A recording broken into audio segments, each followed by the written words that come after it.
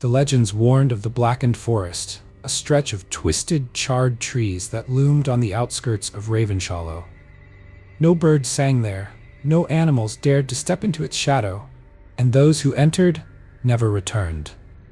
Elias Carter had always dismissed the stories as a superstition, but when his younger sister Lillian disappeared near the forest's edge, he had no choice. He had to go in.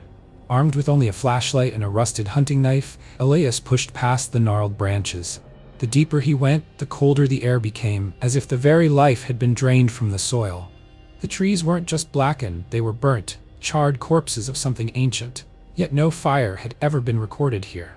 A whisper cut through the silence. "Elias." He spun around, heart hammering. The voice was familiar, Lillian's. But it wasn't coming from one direction, it was everywhere. "Lillian?" His voice trembled. He took a step forward, his boots sinking into soft, damp earth. Then he saw them, shadows moving between the trees. No, inside the trees. Faces formed in the bark, hollow eyes watching. Elias stumbled backward, but the forest had changed. The path he came from was gone. The trees had shifted. A cold hand brushed his neck. He whipped around, but there was nothing there. Only the growing whispers. More voices now. Hundreds. A sharp scream pierced the air. Lillian's scream.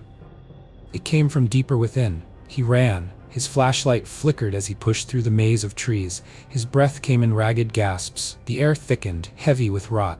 And then, he saw it. A clearing. In its center stood a massive tree, blackened and split open like a wound. Inside its hollow trunk something writhed. Lillian, her face peeked from the bark, her eyes pleading, "Help me." Elias rushed forward, but the ground collapsed beneath him. A pit of roots, writhing like serpents, pulled him under. As the earth swallowed him, he heard the voices one last time. "One more for the forest.